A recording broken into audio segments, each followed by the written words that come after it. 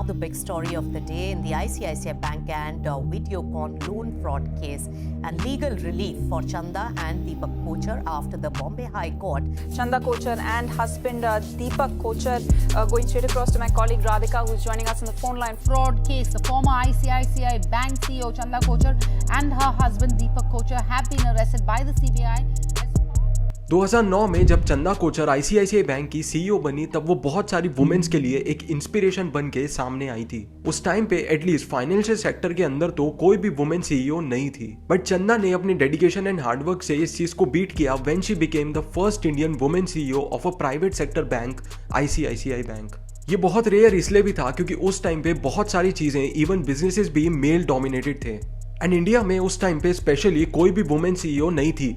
But Chanda Kochhar जब ICICI bank की CEO बनी तब उन्होंने ये स्टीरियोटाइप को 2009 में ब्रेक किया। But pretty soon after that जब उनको कुछ हायर पावर्स मिली तो अनफॉर्चुनेटली उन्होंने उन पावर्स को अपने एडवांटेज के लिए यूज कर लिया एंड उन पे 2016 में एक लोन स्कैम का एलिगेशन लगा which was about the loan of ₹3250 crore given to Videocon company in 2011। अगर आपको समराइज करके ये सारे एलिगेशंस में बताऊं तो वीडियोकॉन कंपनी को 2011 में आईसीआईसीआई बैंक के सीईओ चंदा कोचर ने 3250 करोड़ का लोन सैंक्शन किया था, even though she and the ICICI bank new कि वीडियोकॉन कंपनी उस टाइम लॉस में चल रही है। And later down the line 2016 में आरबीआई ये नोटिस करता है कि आईसीआईसीआई बैंक की बुक्स में ये लोन जो उन्होंने वीडियोकॉन कंपनी को दिया था वो अब एक नॉन परफॉर्मिंग एसेट है, मतलब कि उस लोन का कुछ पार्ट अनफुलफिल्ड कंसिडर हो रहा है एंड वीडियोकॉन कंपनी अब उस लोन को वापस नहीं कर पाएगी आईसीआईसीआई बैंक को। And while doing all of this research इन 2016 इस चीज के बीच में सीबीआई को पता चलता है कि एक नो पावर रिन्यूएबल्स नाम की कंपनी है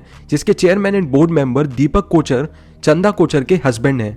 एंड जब आईसीआईसीआई ने वीडियोकॉन को 3250 करोड़ का लोन सैंक्शन किया तो उसके 2 दिन बाद नो पावर्स को 64 करोड़ रिसीव हुए वीडियोकॉन के कुछ सब्सिडरी कंपनी से। And so the allegation is कि चंदा कोचर ने बैंक रेगुलेशंस को ब्रेक किया है एंड जानबूझ के वीडियोकॉन को लोन दिया एंड उस लोन को देने के लिए उनने कुछ % कमीशन मतलब around 64 crore rupees money laundering में पर्सनल गेन किया है। सो ये तो बस एक छोटा सा केस का ओवरव्यू है, बट कुछ भी कंक्लूजन देने से पहले इस केस को पूरा इन डेप्थ समझना जरूरी है। And so let's dive deep into the case study of Chanda Kochhar bank loan scam. अब वीडियोकॉन कंपनी का डाउनफॉल तो इतना इंटरेस्टिंग एंड मजेदार है कि इसके ऊपर तो एक सेपरेट बिजनेस केस स्टडी बनाई जा सकती है।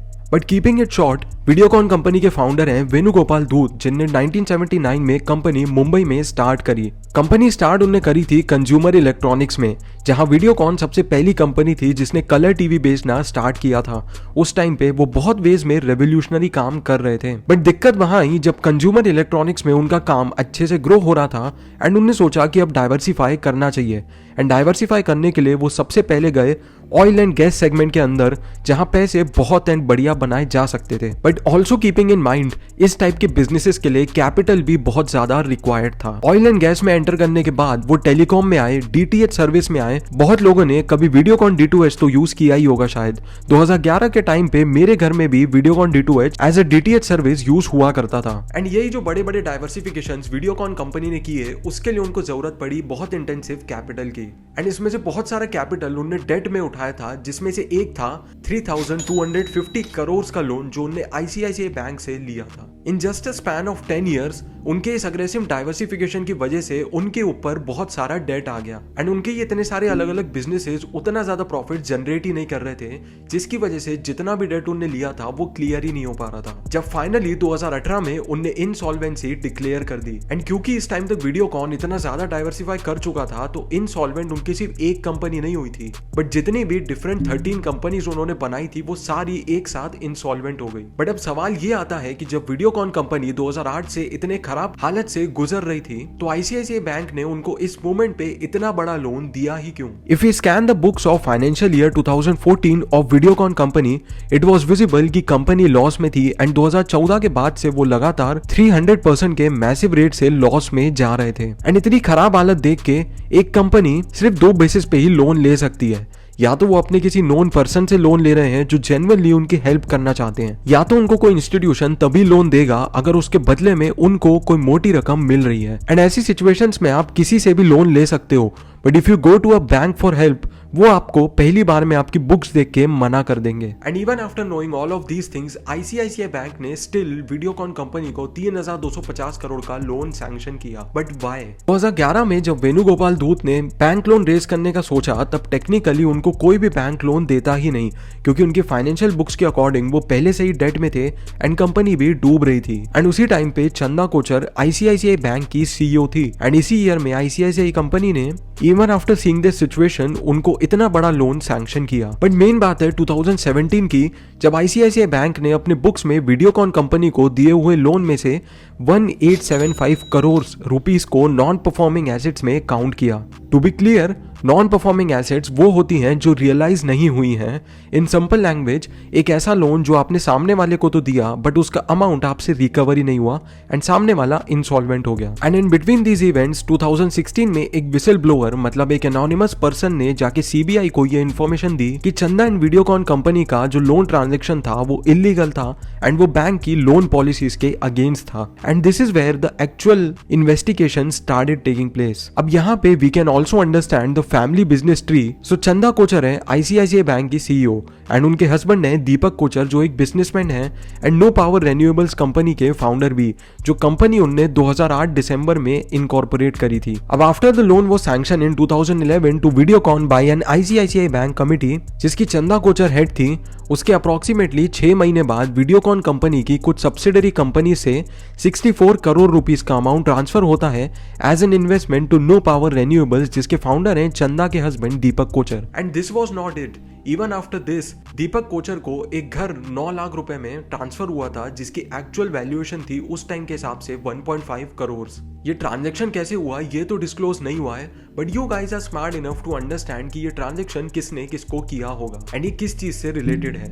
After all this came to notice 2018 में एक सीबीआई कमिटी ने चंदा कोचर, उनके husband Deepak Kochhar and Videocon company के फाउंडर वेणुगोपाल धूत से इन्वेस्टिगेशन इन क्वेश्चनिंग चालू कर दी। चंदा का आईसीआईसीआई बैंक में रनिंग पीरियड था 2019 तक as a CEO, but after this questioning and investigation उन्हें उनके रन पीरियड खत्म होने के 6 महीने पहले ही वो इनडेफिनेट लीव पे चली गई एंड उसके बाद उन्हें रिजाइन कर दिया। And in the present times, अभी दिसंबर 2022 के लास्ट वीक में ये पेंडिंग केस के ही चलते चंदा, दीपक एंड वेणुगोपाल धूत को सीबीआई ने अरेस्ट कर लिया है। This whole story is basically according to the multiple news reports that we use as our research materials and इसलिए this is not the real questioning that we had with the victims. And अब सिर्फ इसीलिए इसका conclusion बहुत subjective है। दीपक की company no power renewables में 64 crore rupees क्यों आए? वीडियोकॉन कंपनी की इतनी खराब हालत देखने के बाद भी ICICI bank and Chanda Kochhar ने उनको वूपिंग 3250 करोड़ का लोन क्यों सैंक्शन किया? And all of the questions around this are all subjective.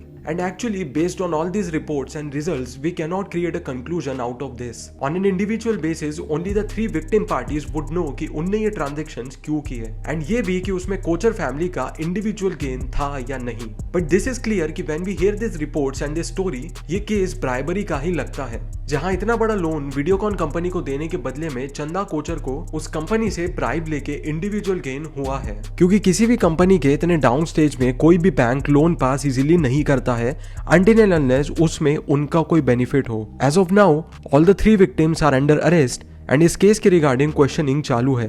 Case is currently being handled in the high court. And so Chanda Kochhar bank loan वाली पूरी स्टोरी तो अभी तक यही है.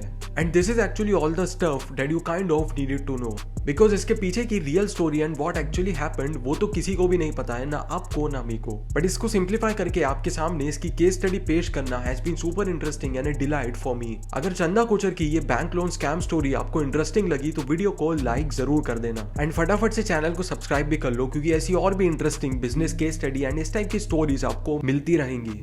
And we do simplification of all these stories 2 videos in a week. Subscribe के पास में bell icon भी है, उसको भी प्रेस करके जरूर जाना, तो आपको नोटिफिकेशंस मिलती रहेंगी. So see you in the next video very soon. Until then, bye bye.